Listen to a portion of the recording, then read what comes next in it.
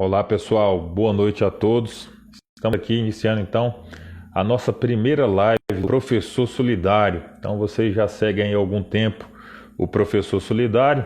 Deve se perguntar o que seria o Professor Solidário. Não, a nossa vertente, seja bem-vindo meu amigo Marivan. Quando nós criamos o Professor Solidário, a gente teve essa ideia justamente de aproximar mais das escolas através de palestras preventivas e solidárias, né?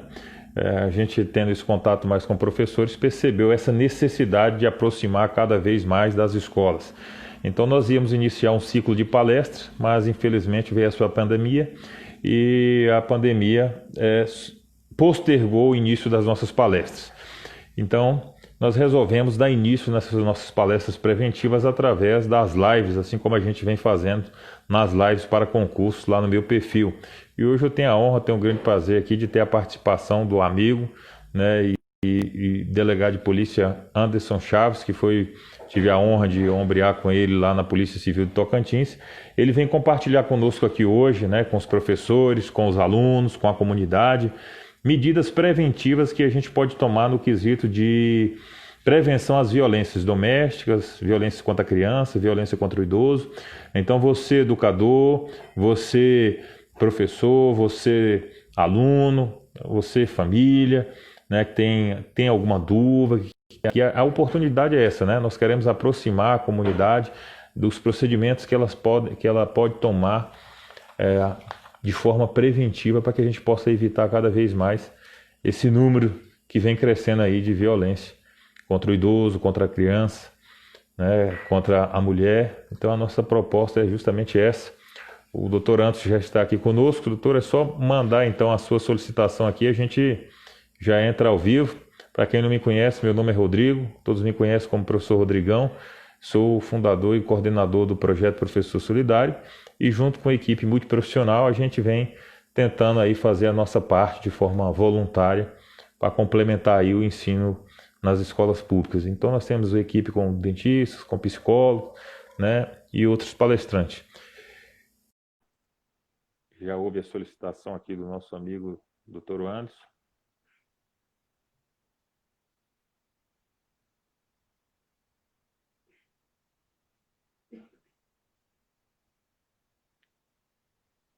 Estamos aguardando e vocês podem deixar a pergunta de vocês aqui que a gente vai responder ao vivo. Teve algumas pessoas que já me mandaram alguma pergunta, né?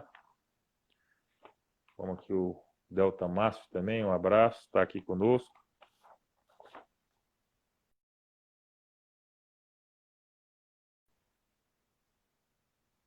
Doutor Anderson, seja bem-vindo. A Lília, o Lincoln está aqui conosco.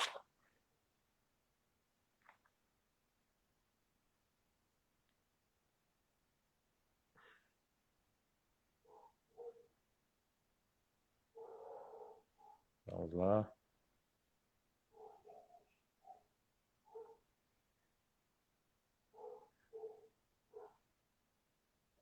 Boa noite, nobre amigo. É o velho, né? Velho Guzman. Um grande abraço para você, Fidel. Vamos ver aqui o que... Aguardando aqui a entrada do Dr. Anderson.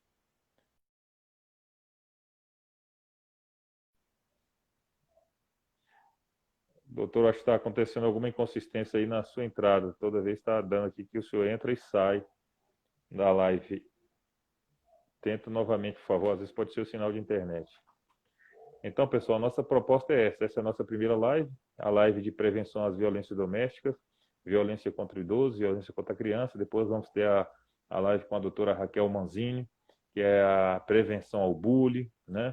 A palestra de Constituição nas escolas, onde a gente vai tentar aí levar os direitos básicos do cidadão ali da nossa Constituição, inicialmente através de live. Depois nós vamos ter aí, percorrer várias escolas através com a nossa Kombi da cidadania, levando muita palestra, levando muito entretenimento. Então, aos educadores que estão aqui compartilhando conosco dessa live, pode deixar aí a dúvida, a pergunta de vocês para o Dr. Anderson no quesito da nossa proposta de hoje, que é a prevenção às violências contra o idoso, contra a criança, contra a mulher, Seja bem-vinda, a professora Raquel está aqui conosco. Vamos ver agora se vai dar tudo certo aqui a participação. Agora eu acho que funcionou. Agora deu certo. Sim. Doutor Anderson, prazer revê-lo, hein? Quanto tempo? Nossa, eu fico muito feliz te encontrar aqui nessa oportunidade. Voltar em 2009, aquelas operações que fizemos, investigações que fizemos, sempre exitosas. Então, para mim é um grande prazer, Rodrigo, estar aqui agora, compartilhando um pouco disso aí, 11 anos depois de nós nos conhecermos, né? Durante esse período adquirimos muita experiência, fizemos amigos, você rodou aí o Brasil todo, eu rodei o Tocantins todo, e estamos aí, para mim é um grande prazer estar participando aqui, vendo seus amigos, vendo meus amigos, para a gente entrar nesse debate.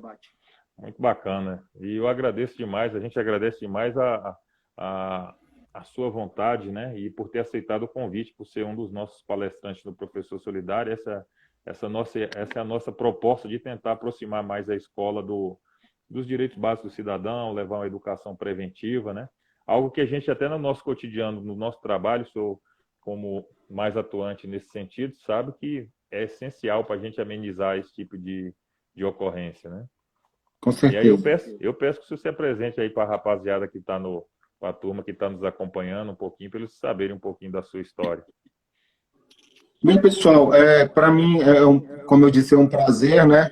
Como eu conheço o Rodrigo, conheço as pessoas que eu acompanho, conheço o público dele, eu quero falar rapidamente da minha história, porque eu também me vejo como vencedor, e eu sempre gosto de falar isso, para que vocês não desistam, para que vocês acreditem no sonho de vocês, tá certo? Eu fui policial militar por 10 anos em Brasília, eu entrei na Polícia Militar em 1999, outubro de 99. Foi o prazo que eu fiz a minha faculdade de Direito, estudei na Universidade Católica de Brasília.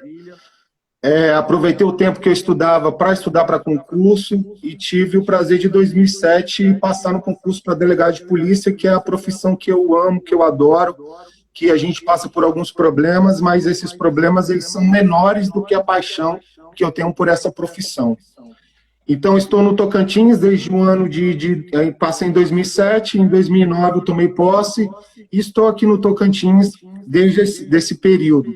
Durante o período que eu estive no Tocantins também, eu tive a oportunidade de, no tempo que eu esteve no interior, estudar letras, fiz faculdade de letras e espanhol. Me formei em letras e espanhol pela Universidade do Tocantins, a Unitins. E na ocasião também, agora, no ano passado, eu iniciei um curso de mestrado, estou fazendo um mestrado em linguística, em que eu faço um estudo sobre as expressões utilizadas pelas organizações criminosas e como que nós podemos confeccionar glossários e dicionários com base nesses termos que são usados pelas facções, né? Trabalhei um tempo relativo na Delegacia de Investigação Criminal, na DEI, que foi de onde surgiu essa ideia, porque nós temos muitos glossários, nós temos alguns dicionários, mas nós não temos uma técnica aplicada em relação a eles, e é esse que é o meu foco, o meu estudo de mestrado.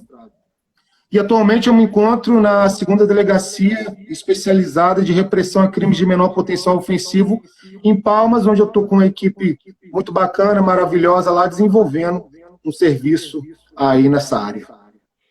O senhor também está vinculado à Delegacia da Mulher de Taquaralto, não? Eu cheguei, depois que eu fui transferido da DEIC, eu passei um tempo na Delegacia da Mulher, fiquei em torno de 4 meses lá, e depois eu saí para assumir a chefia lá da DEIMP, da 2ª DEIMP. E aí, a gente sempre também assume que em Palmas nós temos especificamente um plantão para violência doméstica. Então, a gente sempre está fazendo revezamento na área da violência doméstica, na área ali, na Delegacia da Mulher. E durante o tempo que eu fiquei no interior, que foram aí mais de 8 anos, mais de 7 anos, a gente acaba sendo especialista em violência doméstica. Nesse quesito da violência doméstica aí, por esse tempo que o senhor acompanhou, agora nesse tempo de pandemia, especificamente aí em Palmas, o senhor chegou a notar que esses números de ocorrências aumentaram? Bem, eu acho que é mais interessante a gente falar em relação a uma entrevista que os colegas as delegadas da Deandero, elas falaram que sentiram a diminuição do registro de ocorrências na Delegacia da Mulher. Como não existe ainda dados específicos, um estudo científico em cima, ela supõe que a presença ali do agressor está impossibilitando que essas mulheres saiam para fazer os registros. Por outro lado, a situação de flagrância, os flagrantes que a gente atende que a gente chama aqui de CAM, que é Central de Atendimento à Mulher, a gente verifica que teve um aumento considerável. Supostamente intensificou a presença do agressor na residência, né? Entendi. Hoje a gente tem trabalhado muito essa parte da prevenção da violência doméstica, né? Justamente um trabalho feito com as escolas. O senhor tem feito algum trabalho nesse sentido aí em Palmas?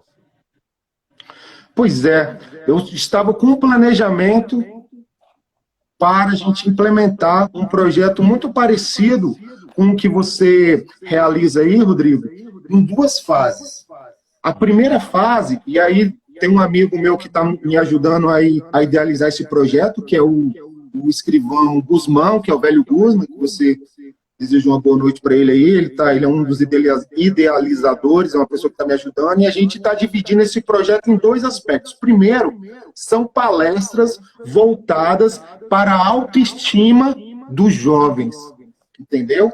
O que a gente vê? É uma baixa autoestima dos jovens. Os jovens, eles não acreditam que eles são capazes, eles não acreditam que, assim como eu, que saí da Ceilândia, um garoto da Ceilândia, né, não consegue ser um delegado, não consegue ser um juiz, não consegue ser um defensor, não consegue ser médico, não consegue ser engenheiro. Então, uma das coisas que a gente quer abordar primeiro é a autoestima. E, ao mesmo tempo, nós já estamos organizando, eu já estou fazendo contato com alguns colegas da área do direito, nós queremos ministrar cursos básicos das matérias de direito. Né? Eu tive a oportunidade, de há 2 anos atrás, atuando como professor da Academia da Polícia Civil, nós tivemos um programa muito parecido para a comunidade e para funcionários. Na ocasião, nós trabalhamos os conteúdos para a Polícia Militar do Tocantins, um concurso que teve. E aí a gente quer expandir essa ideia para outras pessoas, né, para outros grupos, principalmente esses grupos que são os mais carentes, para que a gente possa estar ajudando essas pessoas a conquistarem o espaço da sociedade. Ao mesmo tempo em que nós estamos aproveitando essa época, né, de eleição municipal aqui no Brasil, Brasília não sabe o que é isso, mas, né, nos municípios isso aí já está fervilhando, de cobrar dos nossos pré-candidatos políticas públicas de integração dessas sociedades mais carentes. Essa ideia é bacana demais. Eu não sei se o senhor ficou sabendo, mas eu saí daqui de Brasília e fui lá em Taguatinga, né, uma cidade a convite de alguns professores. Mas eu retomo muito, eu acho que eu retomo muito um pouco do nosso passado, né? Algo que talvez eu não tive nenhum suporte nesse sentido. E a vontade de desistir, ou às vezes até aquela sensação de incompetência, de não chegar, de não conseguir nada, ela é muito grande. E eu vejo que hoje os nossos jovens têm sonhos, mas não conseguem trilhar um caminho para vencer, ou desistem na primeira batalha. E até dentro do Professor Solidário, como nós falamos, a gente tem uma palestra que é justamente essa, aquela que a gente estava conversando, que é a educação como transformação de vida, né? Que é demonstrar para essas pessoas que a gente saiu de lá de baixo, mesmo com as dificuldades, e hoje eu acho que está até mais fácil. Naquela época a gente não tinha tantos meios que hoje estão disponíveis, né? YouTube, vídeo áudio. Não tinha PDF. Não tinha PDF, então a gente tinha que desbruçar naquelas doutrinas antigas. E graças a Deus a gente conseguiu vencer, trilhar. O senhor trilhou aí uma grande história, deu a volta, outros companheiros nossos. Então, isso é de suma importância. Até foi uma pergunta de de um colega, ele perguntou na última live, até na live que eu fiz no outro perfil, o porquê de fazer isso, né? Eu acho que, assim, a gente sofreu nessa vida para chegar onde estamos, né? E o mínimo que a gente pode fazer é demonstrar, é ajudar essas pessoas a demonstrar que é possível vencer através da educação, Com né? certeza. É o caminho mais certo, mais justo, mais honesto. Então, essa participação, essa iniciativa aí no Tocantins, ela é imprescindível. E pode ter certeza Sim, que o senhor vai ajudar muita gente. sim. E aí, Essa que é a doutor, ideia mesmo. a gente tem a proposta aqui hoje de medidas preventivas que hoje a comunidade, né, a comunidade escolar, a comunidade familiar, ela pode tomar nesse quesito de prevenção a essas violências. No caso, a violência contra a mulher, a violência contra o idoso, a violência contra a criança. E aqui a gente tem a participação de vários professores, né? Nós temos aqui um segmento muito grande de educadores que trabalham com isso. Às vezes eles se deparam com ocorrências nesse sentido, de violência contra a criança, de às vezes violência contra a mulher. E aí a gente tem aquele ditado popular de que violência contra a mulher ninguém mete a colher, e a gente vem com esse número aí, às vezes, cada vez aumentando, né? Pois é, Rodrigo, você colocou uma batata quente na minha mão enorme. Porque olha o tema que você propôs. Prevenção da violência doméstica. Então, a gente já tem uma Lei Maria da Penha aí. Quanto a crianças, a gente já tem que tratar do Código Penal e do Estatuto da Criança e do Adolescente. Idosos, a gente tem que fazer uma remessão ao Estatuto do Idoso. No âmbito familiar, que vai remeter novamente à Lei Maria da Penha, e no âmbito escolar, não tem como a gente falar do âmbito escolar sem falar de bullying, né? E o bullying, ele está dentro desse aspecto. Então, assim, eu fiz uma pincelada daquilo que eu acho mais interessante, mais importante em cada legislação dessa, com base no que a experiência como delegado, nos casos que a gente atende, tanto que eu atendia no interior, como os que a gente atende no plantão, e aquilo que eu acho que seja importante que as pessoas saibam, até para que, de frente a uma ocorrência dela, eles saibam como atuar, a gente poder trabalhar. Então, a primeira coisa que eu queria chamar a atenção em relação ao conceito, né, de violência doméstica e quais são os tipos de violência doméstica, que é um conceito básico. O conceito de violência doméstica nós vamos encontrar no artigo 5º da Lei 11.340, que é a Lei Maria da Penha. Nós vamos ter, configura violência doméstica e familiar, qualquer ação contra a mulher, e aí nós vamos ter que essa lei, ela protege as mulheres, não é? Existem algumas decisões isoladas que protegem outros tipos de vulneráveis, mas não é o que a gente vê sempre acontecendo. Então, o nosso alvo é as mulheres. Mulheres que sofrem vários tipos de violência que nós vamos tratar. E o que é esse âmbito da unidade doméstica? É aquela que é o convívio permanente de pessoas com ou sem vínculo familiar, inclusive aquelas que são esporadicamente agregadas. Então, veja, não necessariamente para que haja uma situação de violência doméstica, é necessária que haja uma coabitação. Geralmente, a violência, ela decorre de uma coabitação, mas não necessariamente necessita. Por exemplo, a empregada doméstica que convive no âmbito daquela família, um primo, que vem, uma prima, né, no caso, que vem conviver naquela unidade, as mulheres que vivem em uma república, que dividem com outras pessoas aquele ambiente. Então, tudo isso aí vai ser considerado uma unidade doméstica. Adiante, nós vamos ter os indivíduos que são e se consideram aparentados, essa parte é fácil, se a violência sexual, física, psicológica, patrimonial, psicológica e etc., ela ocorrer entre parentes, se houver esse vínculo de contato, um vínculo mais estreito, essas pessoas sendo parentes a gente pode considerar também como uma unidade doméstica. E qualquer relação íntima de afeto no qual o agressor conviva ou tenha convivido com a ofendida. E é importante a gente abrir uma observação aqui. Esse agressor ele pode ser tanto do sexo masculino quanto do sexo feminino. Então, a patroa pode provocar violência doméstica contra a empregada doméstica da residência dela. Uma união homoafetiva, uma mulher que é companheira de outra mulher, ela pode vir a cometer uma violência doméstica contra essa sua companheira. Então, um agressor ele pode ser tanto o homem como a mulher. Então, veja, por que eu estou falando isso? É muito comum as pessoas confundirem que qualquer violência contra a mulher é uma violência no sentido da Maria da Penha da unidade doméstica, o que não é verdade. É preciso esses âmbitos, essas circunstâncias que a gente acabou de tratar. Igual, por exemplo, que é muito comum, às vezes um vizinho ou uma vizinha agride verbalmente ou fisicamente uma outra vizinha e ela procura a delegacia da mulher à procura de socorro. Ela não vai conseguir, na delegacia da mulher, ter esse amparo. Por quê? Porque não há uma relação doméstica. Tá certo? Então, a primeira coisa é a gente compreender isso. E quais são os tipos de violência? As violências nós vamos encontrar no artigo 7º. E aí tem algumas circunstâncias muito interessantes. Primeiro, violência física. Tudo aquilo que ofende a integridade física da mulher. Certo?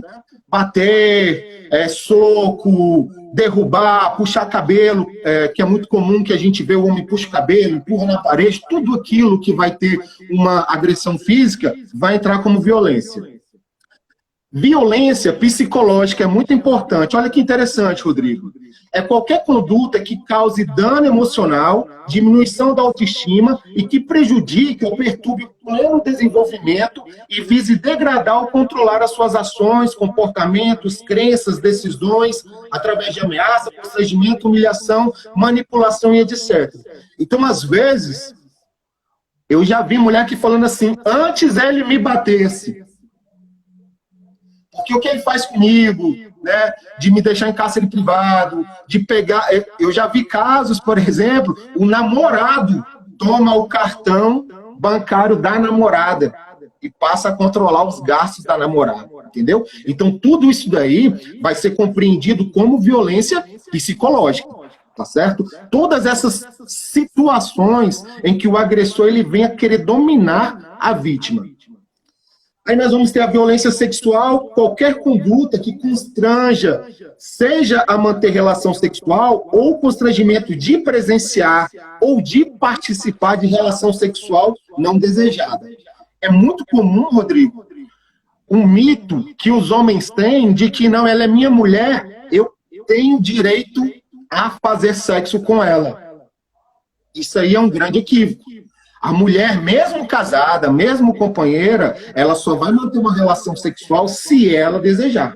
Então, o homem, ele pode cometer a prática do estupro, o crime de estupro, contra a mulher, como o tarado que pega a mulher na rua e leva para um beco e comete um ato sexual. Entendeu? Então, isso aí é muito importante a gente ter essa noção. A mulher, ela tem a sua liberdade sexual. Também entra aqui um aspecto muito interessante, que são as medidas que impeçam ou que exijam que ela faça uso de métodos contraceptivos ou que impeça de que ela faça uso desses métodos contraceptivos. Então, veja o que a lei falou. A lei falou que a mulher tem o direito de escolher o momento que ela vai engravidar. Entendeu? Então, dentro dessa violência sexual, a gente tem esse viés que também é interessante.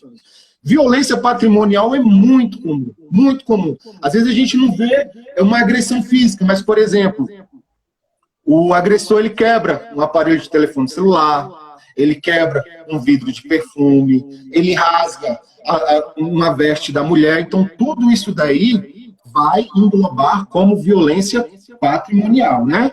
Retenção, subtração, destruição de objetos, de instrumentos de trabalho, também reter documentos é muito comum, né? A mulher fala que vai separar do homem, e aí o cara vai lá e pega todos os documentos da casa. A escritura da casa, a certidão de nascimento dos filhos, os documentos pessoais da mulher. Isso aí é muito comum que a gente vê também. E, por fim, a violência moral, que é toda aquela que configure a calúnia, que você impor a uma pessoa um ato que seja criminoso, a difamação, que é falar mal dessa pessoa, né, e ela acabando atingindo a coletividade e denegrindo a imagem daquela pessoa de forma coletiva, e também injúria, que são aquelas ações aqueles xingamentos que são proferidos contra as vítimas. Geralmente, os flagrantes de violência doméstica sempre vai ter ali uma violência moral, uma violência psicológica junto e uma violência patrimonial, além de uma violência física, que é muito comum. Então, veja, meu amigo, nós falamos o que é o âmbito doméstico, quais são as violências que são englobadas, e agora o que é mais importante, que é como que a gente protege essa mulher. Como é que nós vamos proteger a mulher? Nós vamos nos valer das medidas protetivas de urgência. No artigo 22, nós vamos ter lá as medidas protetivas de urgência que obrigam o agressor. Suspensão de posse ou restrição de armas, né? No caso, às vezes, o cara é um atirador, o cara é um colecionador, ou ele é mesmo um policial, um guarda municipal. Se a mulher sentir que aquela presença daquela arma ali, do porte dele, vai colocar em risco a vida dela, possibilidade de fazer esse pedido ao juiz. Proibição de determinadas condutas, que é aproximar da ofendida, o contato da ofendida com seus familiares, frequentar determinados lugares. Então, veja bem, às vezes o juiz fala que não pode, o juiz determina que o agressor se afaste do lar, que o agressor mantenha distância, só que o agressor fica indo, por exemplo, ao ambiente de trabalho da mulher. Porque ele sabe que a simples presença dele ali já causa um transtorno, já causa um medo, entendeu? Então, assim, o juiz pode determinar que ele não frequente, que ele não passe de frente ao trabalho, que ele não frequente a mesma igreja, né? Tudo isso para resguardar a mulher. Restrição ou suspensão de visitas, havendo uma situação clara ali de que, inclusive, os filhos podem, né, vir a sofrer algum tipo de violência, ou a presença daquele agressor ali também pode prejudicar, o juiz pode restringir ou fazer a suspensão, ou determinar a suspensão de visitas.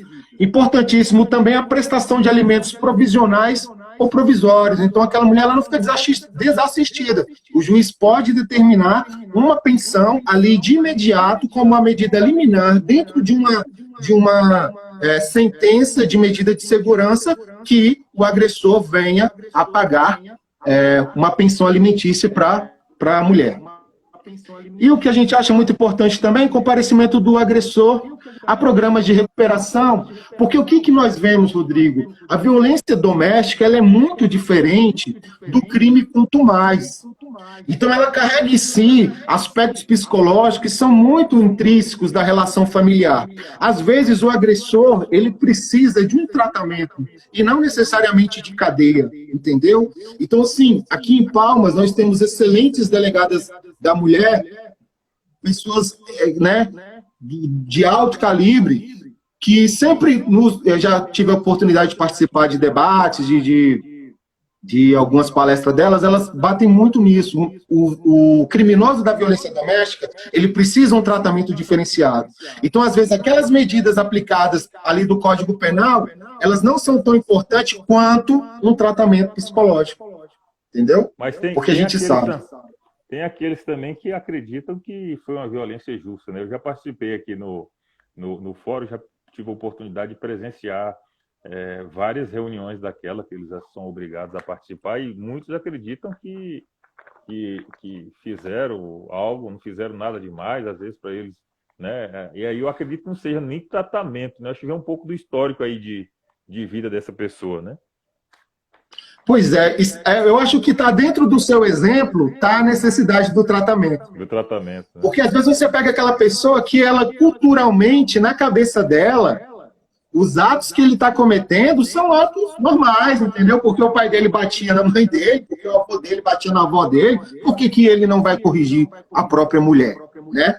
Então, assim, a sociedade vai evoluindo, mas às vezes a cultura de certas pessoas não consegue evoluir na mesma medida. Daí a necessidade tanto da aplicação rígida, né, dos institutos criminalizantes, como do tratamento psicológico, né? Então, assim, o que a gente percebe que é muito importante essas medidas. Uma outra que ela vai dizer respeito à mulher o encaminhamento dessa mulher aos lares de acolhimento. Aqui em Palmas, nós temos um lar de acolhimento, eu acredito que a maioria das capitais tenham, das cidades grandes tenham. Infelizmente, no interior do Tocantins, essas casas de acolhimento, elas quase não existem, mas aqui em Palmas, né, no meu caso aqui, estou falando de Palmas, nós temos esses lares, que eles são importantíssimos, porque o que acontece?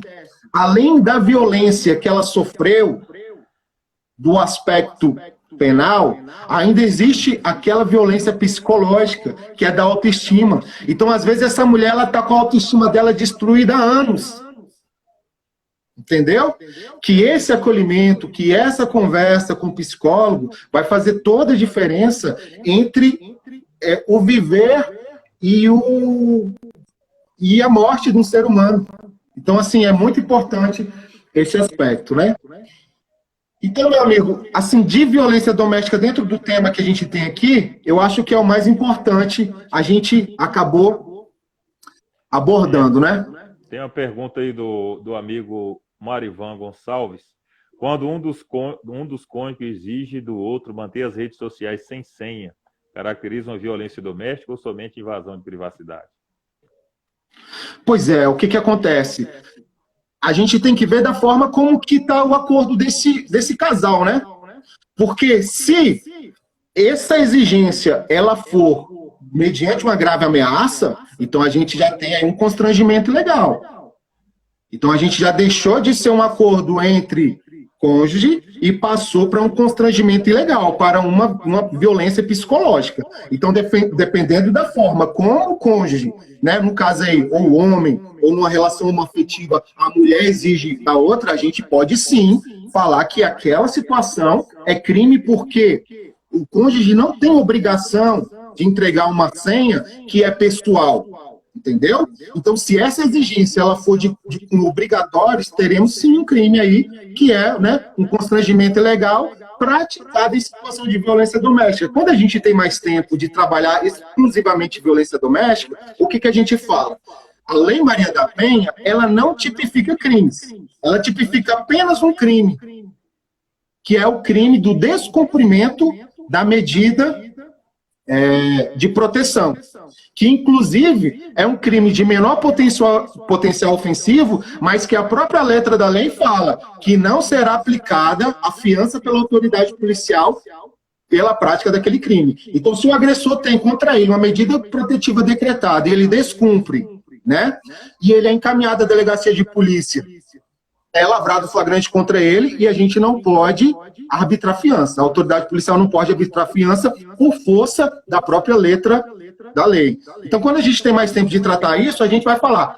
Lei Maria da Penha, ela cria as circunstâncias de proteção e ela se cria as circunstâncias do ambiente, vai falar o que é uma situação doméstica, quais são os tipos de agressão, de violência e qualquer crime que esteja dentro daqueles aspectos, eles vão ser tidos como de violência doméstica. Então, a lesão corporal, a injúria, o cárcere privado, o estupro, todos esses podem ser, né, englobados dentro da violência doméstica. Acho que deu para responder a pergunta aí.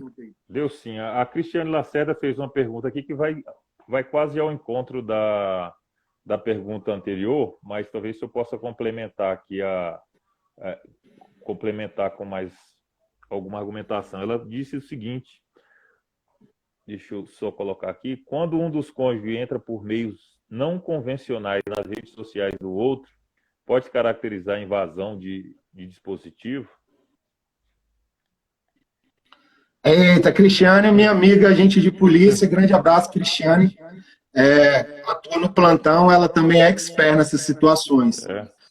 Bem, aí é uma situação muito específica, né? A gente teria que verificar se ele, por outros meios, ele conseguiu o acesso àquela senha sem que a vítima soubesse, entendeu?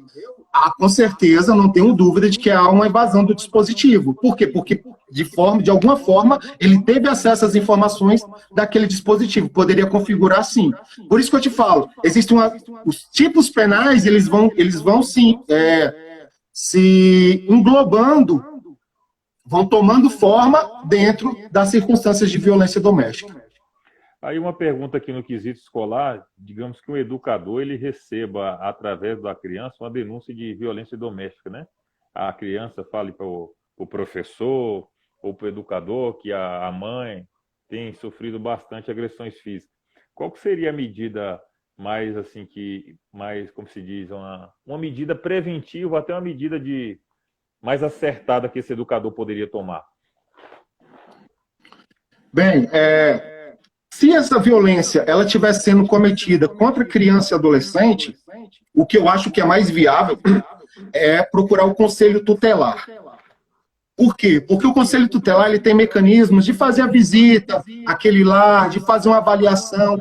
A expertise dos conselheiros, na primeira conversa, ainda que a vítima venha a mentir, eles já vão perceber que naquela residência existe uma situação que ela precisa ser mais aprofundada. Mas isso aí também não exclui a possibilidade de denúncias juntamente à delegacia de polícia. No caso de Palmas e das cidades grandes no geral, nós temos as delegacias especializadas, né? Toda cidade grande, toda capital vai ter uma delegacia de proteção à criança ou adolescente. Inclusive, Brasília tem uma delegacia de proteção à criança e adolescente. As ocorrências, elas podem ser registradas em qualquer lugar e elas são encaminhadas às delegacias especializadas, né? E aí a delegacia especializada, ela vai fazer essa investigação, essa análise, para saber se aquela criança, ela está sofrendo algum tipo de violência ou não. Se essa violência não for contra criança e adolescente, existem dois mecanismos fantásticos hoje de cunho nacional, que é o Disque 100 e o Disque 180. Mas qual que é a única desvantagem? É porque o trâmite burocrático do Disque 100 e do Disque 180, às vezes ele retarda em alguns dias a resposta. Então, se essa violência ela for grave ao ponto de necessitar de uma intervenção imediata, entendeu? Um exemplo, a criança chega para o professor e fala... tia, minha mãe está acorrentada na cama. Entendeu? Então, assim, olha a gravidade desse ato. Isso aí não é uma coisa impossível. O senhor pode repetir aí, travou da hora que o senhor falou. Quando essa violência ela precisa de uma intervenção imediata, aí as medidas elas têm que ser diferentes, eu penso, do Disque 100 ou do Disque 180, porque elas precisam de uma intervenção rápida, né? Um exemplo disso a criança chega no professor e fala: tia, minha mãe está acorrentada lá em casa, ela está acorrentada à cama, entendeu? Meu pai acorrentou minha mãe à cama. Então, veja, imagina se a gente for esperar o trâmite burocrático de 2, 3 dias do Disque 100 e do Disque 180. Não, aí é uma situação que merece que o professor faça uma ligação para a Polícia Militar, ou procure a delegacia de polícia e faça essa denúncia, mesmo que seja anônima, entendeu? Sou professor, tem uma aluna aqui que disse que a mãe está em cárcere privado, inclusive está acorrentada, e é importante que ocorra aí uma diligência policial para verificar essa situação. Porque se chegar lá, a mulher estiver em cárcere privada, nessas circunstâncias que eu estou te falando, já precisa de uma intervenção aí imediata, né? Então... Pode complementar. Não, então assim, a gente tem que fazer análise. Se for uma coisa grave, 190, delegacia de polícia. Se for uma situação menos grave, Disque 100, Disque 180, e-mail para as delegacias, etc., esses outros métodos. Mas a Polícia Militar, as guardas municipais, onde há a guarda municipal, é 24 horas e sempre atende essas ocorrências. Então, se o professor também se deparar com a criança com sinais de agressão física, ela deve acionar primeiramente o Conselho Tutelar da região. E o Conselho de encaminhamento? Eu aconselhei o Conselho Tutelar, por quê? Porque ele vai fazer uma triagem mais profunda. Agora, isso não impede de que a polícia já seja imediatamente acionada, inclusive a Polícia Militar. A criança chega na escola, arrebentada de porrada, toda roxa, ali já tem que ter uma intervenção, entendeu? Ali o professor ele já precisa fazer um registro ou chamar a polícia militar para que a polícia militar tome as providências, encaminhe aquela criança à delegacia, né, juntamente com o professor, para que seja lavrado um boletim, para que seja pedido um laudo, seja requisitado um laudo para demonstrar aquelas agressões, para que as providências sejam imediatas. Então, assim, o professor sempre vai ter duas instituições ao lado dele, polícia militar, polícia civil e conselho tutelar. Se a situação for grave, já aciona a polícia militar, que vai chegar e fazer as orientações, fazer os encaminhamentos necessários. Se não for tão grave, demandar de uma, né, de uma pesquisa mais aprofundada, o conselho tutelar que ele vai verificar a possibilidade, a necessidade de encaminhar essa denúncia a outros órgãos. Ótimo. Nós estamos caminhando aqui para os 20 minutos finais da nossa live, e aí eu complemento. O tempo passa rápido, mas que essa com certeza é a primeira de várias outras lives que nós vamos fazer aí. Tomara. Tenho certeza. Bem, Rodrigo, assim como o nosso tempo está ficando curto, no meu roteiro aqui, eu defini para nós tratarmos, como a gente está falando de violência no âmbito doméstico, a violência sexual ela é uma coisa que incomoda demais, entendeu? E que a ocorrência é muito grande. Eu escrevi um artigo que eu publiquei no Jus Brasil. O tema do artigo é o seguinte: tipos penais de proteção a crianças e adolescentes contra atos de pedofilia tipificados no Código Penal e no Estatuto da Criança e do Adolescente. Eu publiquei esse artigo no Jus Brasil. Quem quiser se aprofundar um pouco mais, infelizmente a gente não vai ter tempo, que faça a leitura. Como é que eu dividi esse artigo?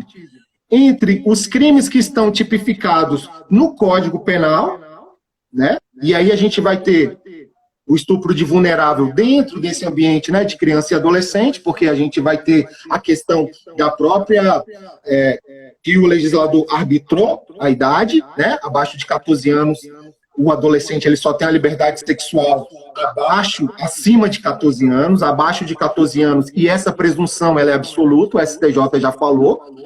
13 anos, não, foi consentido, não, ela tinha um corpo de mulher de 20, não adianta, o STJ já bateu o martelo e falou, não, essa presunção ela é absoluta, abaixo de 14 anos já era, é estupro de vulnerável. Então eu trato de estupro de vulnerável, falo da exploração de crianças e de adolescentes, né, que infelizmente é uma realidade, e é uma realidade que vai agravar mais nesse tempo de pandemia, porque as pessoas vão ficar desempregadas, o desemprego vai assolar a nossa nação, as pessoas vão ter dificuldade e a exploração sexual ela vai vir com força.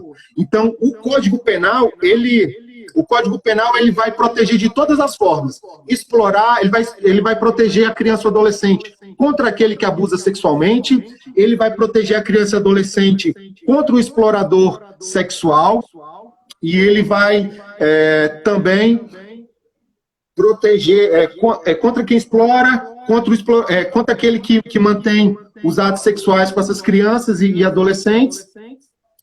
Enfim, a proteção ela é completa. Quando a gente parte... ainda no Código Penal, eu vou até destacar aqui, que é o crime, que é o artigo 218-C. Eu sempre bato na tecla do artigo 218-C, que é o que a gente chama, que a doutrina chama de vingança pornográfica. Né? Vou fazer até uma leitura aqui. O artigo 218-C. Oferecer, trocar, disponibilizar, transmitir, vender ou expor à venda, distribuir, publicar ou divulgar, por qualquer meio, inclusive por meio de comunicação de massa, ou sistema de informática ou telemática, fotografia, vídeo ou outro registro audiovisual que contenha cena de estupro, ou de estupro de vulnerável, ou que faça apologia ou induza sua prática, ou ainda sem o consentimento da vítima, cena de sexo, nudez ou pornografia. E aí nós temos uma pena interessante, que é de reclusão de 1 a 5 anos, isso se não constitui um crime mais grave. Por que eu quero, Rodrigo, frisar o artigo 218, porque nesses anos de delegado eu já vi muita gente desesperada, entendeu? Às vezes a mulher ali, na intimidade do seu relacionamento, ela aceita, né, realizar uma filmagem de cunho sexual íntimo, entendeu? Que era para ficar no âmbito do casal e que aí, por vingança, por isso o termo, né, vingança pornográfica, geralmente o companheiro venha a divulgar esse material, seja fotografia, seja vídeo. Então isso é crime. As mulheres precisam compreender que isso aí é crime, né? E em relação às crianças e adolescentes, nós vamos ter, no Estatuto da Criança e do Adolescente, uma série de institutos criminais que protegem qualquer tipo de filmagem, de divulgação, de armazenamento, de direção, tudo que envolver criança e adolescente sendo filmado, sendo fotografado, seja pornográfico, seja relação sexual, mantendo ato libidinoso. Qual seria a diferença entre o ato sexual e o ato libidinoso? O ato sexual, a relação sexual, é aquela que vai envolver ali pênis e vagina. Ato libidinoso é qualquer outro tipo de relacionamento sexual, sexo oral, passar a mão nas partes íntimas, qualquer coisa que venha alimentar a maledicência ali do criminoso, tá certo? Do pedófilo. Então, resumindo, o Estatuto da Criança e do Adolescente, ele vai proteger a criança e o adolescente de qualquer tipo de filmagem e de divulgação e de armazenamento de imagens ou de vídeos envolvendo cenas de sexo ou qualquer cenas de pornografia, ou, né? Inclusive, eu quero até fazer um adendo, uma coisa que está sendo muito comum, Rodrigo, são aquelas cenas altamente de cunho sensual de crianças e adolescentes dançando funk. Então, as pessoas que estão filmando e que estão armazenando esse tipo de material precisam ter muito cuidado. Porque uma coisa é uma dança simples, outra coisa é vestir uma criança, vestir uma adolescente com uma roupa altamente sensual, entendeu? Num ambiente que não é propício para o seu desenvolvimento psicológico e colocar aquela criança dançando de maneira sensual a despertar a libido dos outros. Isso aí é crime, as pessoas precisam estar, né, precisam ter esse conhecimento para coibir, para não fazer, para proteger as nossas crianças e adolescentes. Eu acho que esse seria um resumo aí da parte criminal, protegendo crianças e adolescentes. Alguma pergunta até aqui? Não, estou só acompanhando aqui. Eu sou apenas o espectador. Pois é. E aí, a gente evoluindo, né, nos últimos momentos aí, vamos falar um pouquinho de bullying. Sim. Que é um assunto também muito interessante, que ele demanda uma atenção tanto dos educadores quanto dos pais. Primeira coisa, como é que a gente vai distinguir uma brincadeira simples de atos de bullying, né? Eu, por exemplo, com essa orelhinha pequena que eu tenho aqui, vocês imaginam o que eu não devo ter passado na infância, né? Então, assim, eu sou um exemplo de saber distinguir o que é uma coisa da outra. Uma coisa chama o outro de narigudo, de orelhudo, de cabeça grávida, né? Dentro de uma brincadeira simples. Outra coisa são os atos de bullying. Quais são as características do bullying? Uma ação repetitiva. Então, são atos de constrangimento que eles não cessam, eles vão ocorrendo dia após dia. Outro tipo é intencional. O agressor, né, ali que ele vai provocar o bullying, ele tem, de fato, esse interesse de diminuir aquela criança ou aquele adolescente, ele tem um interesse de diminuir aquela outra criança ou adolescente que está sofrendo bullying. E, não raro, esses atos, eles são violentos. Eles podem ser pequenos furtos, podem ser agressões, como tapas, puxão de cabelo, né? E mesmo essas agressões verbais, de um apelido que constrange, que diminui, que faz a vítima se apequenar, que faz a vítima se encolher.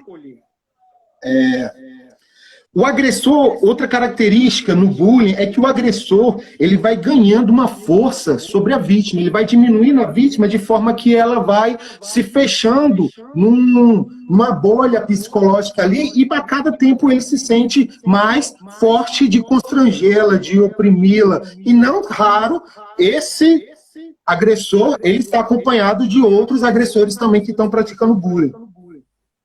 Onde que o bullying ocorre? Ele ocorre sempre, principalmente em locais sociais. E aí, como a criança ela passa grande parte do seu tempo na escola, ocorre a incidência maior do bullying na escola. O bullying ele pode ocorrer, né, por meios físicos, mas ele também pode ocorrer por meios indiretos, né? Por exemplo, divulgar rumores de uma adolescente. Imagina falar que uma adolescente ela mantém relação sexual com diversos homens ali naquela escola, entendeu? Que ela, né, como fala aí no português rasgado, não, fulano é uma puta, é uma vagabunda. E a pessoa começa a propagar aquilo ali, destruindo a imagem de uma pessoa. Então, esses meios indiretos aí, eles também correspondem ao bullying. E o pior, que é o bullying virtual, que o covarde vai lá, cria um perfil falso para denegrir e destruir a imagem daquela pessoa que está sendo agredida, né? Aquela pessoa que está sendo vitimada. Lembrando que os adolescentes, eles podem responder pelos atos infracionais.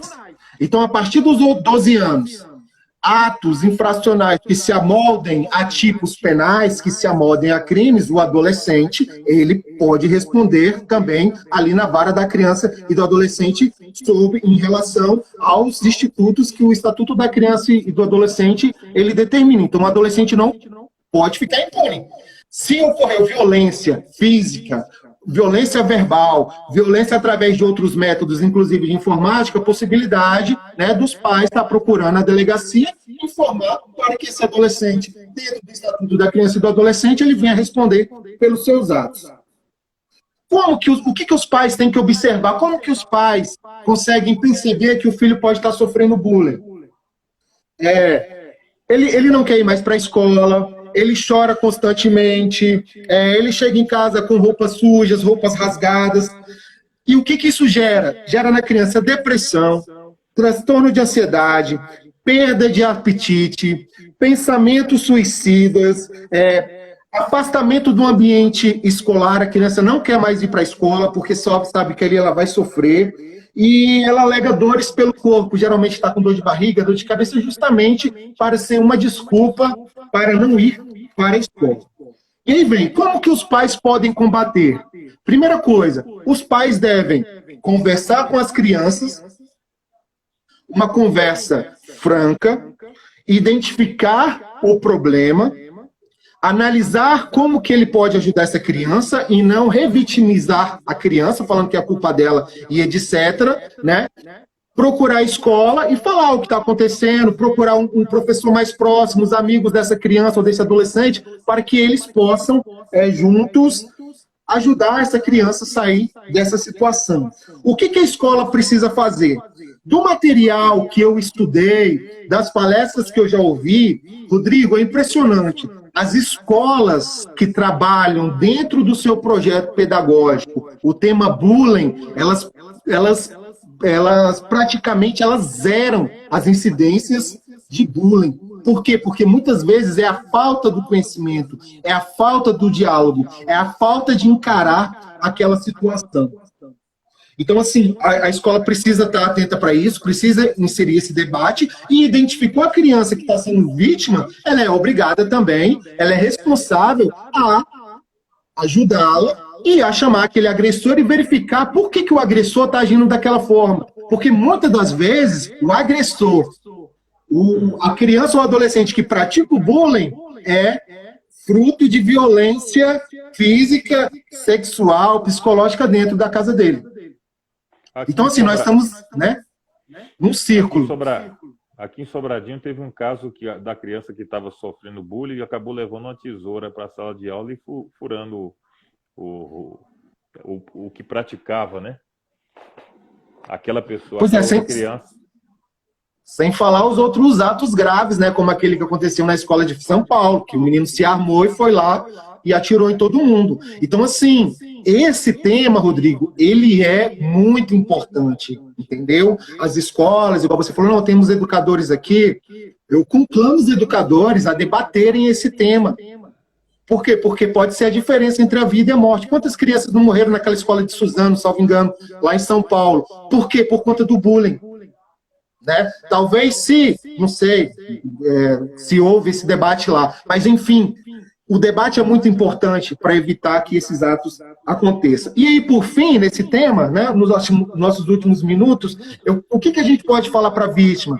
Que a vítima, ela tem que conversar com seus pais, certo? Sobre o problema. Às vezes ela está numa situação pedagógica, psicológica, muito parecida da mulher na violência doméstica, que não consegue sair daquele problema, né? Então ela precisa vencer, conversar com os pais sobre o que está acontecendo, né? Apontar os problemas. Ela precisa pedir ajuda, seja para os pais, seja para os professores. Ela pode se aproximar dos amigos da escola para que o grupo a proteja e se afastar desses agressores e não aceitar o tipo de agressão e não demonstrar tristeza ou irritabilidade, porque é a tristeza e a irritabilidade que ela vai criar uma circunstância de poder aí no agressor. E aí, finalizando aqui meu último minutinho, a gente falou, Rodrigo, muito pouco de idoso.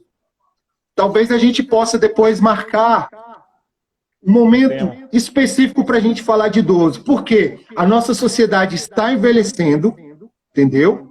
Os idosos, eles estão cada dia mais sendo vítimas de crimes.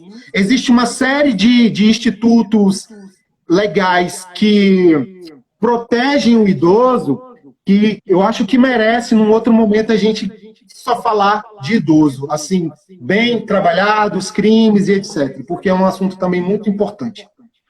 Doutor, com certeza. Então, nós estamos caminhando aqui para os nossos 2 minutos finais. Aproveitar para a gente já deixar aqui, tentar responder essa última pergunta. Se eu responder, o senhor também já faz as suas considerações. Mas, de antemão, já deixando aqui o meu muito obrigado, porque a live geralmente cai 1 hora. Muito obrigado.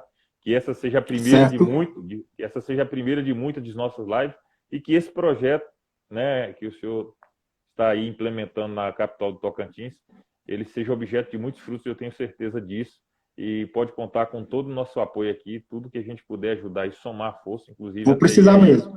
Pode ter certeza que a gente está aqui para ajudar. A pergunta é do Peter aqui, ele disse que o legislador inserir a figura do feminicídio no Código Penal em 2015 deu uma maior visibilidade para essa questão em nossa sociedade? Por favor, você poderia repetir? Ele perguntou se o legislador, ao inserir a figura do feminicídio no Código Penal em 2015, deu uma maior visibilidade para essa questão em nossa sociedade. Eu acredito que ele se refere à violência contra a mulher, né? Sim. Muito importante o feminicídio. Por quê? Porque a gente consegue extrair de um ato tão atroz, que é o homicídio, um aspecto que é o homicídio naquela circunstância em que o agressor ele se acha dono da vida da vítima. Então, respondendo à pergunta, o feminicídio foi um mecanismo muito importante, ele precisa mesmo, esse debate, ele precisa acontecer, e a gente precisa, com toda a força, né, combater a violência doméstica. Nas minhas últimas palavras, agradeço de todo o meu coração, espero ter outra oportunidade, né? O tema é muito envolvente, eu agradeço demais os meus amigos, os seus amigos que participaram aí. Foi um grande prazer, Rodrigo. Aproveita e deixa aí já os canais, né, doutor, para o pessoal acompanhar o senhor cada vez mais aí. Agora vamos aprofundar ainda mais aí nesses conteúdos, a sua página, o seu perfil no Instagram, o seu perfil no YouTube. Sim. Pode ficar à vontade para falar aí o seu... Assim, o que eu tenho trabalhado mais é o meu perfil no Instagram, né, delegado_Anderson. Eu sempre tento remeter ao Facebook, aquilo que eu coloco no Instagram, também temos aí o Twitter, que eu sempre estou falando alguma coisa no Twitter, né? E no Instagram, vocês podem ter contato comigo, o meu e-mail, o anderson.queiroz@gmail.com. Também respondo as perguntas que estiverem aí no Instagram e estou à disposição. Espero que a gente possa fazer uma grande união de forças, né, em busca desses temas aí, e estou à disposição de todos vocês. Vamos, né, iniciar no YouTube com os vídeos para concurso, etc., essas palestras, e aí a gente vai aperfeiçoar mais. Eu tenho certeza disso. A live vai ficar gravada aqui no perfil do Professor Solidário, também na página e no canal do Professor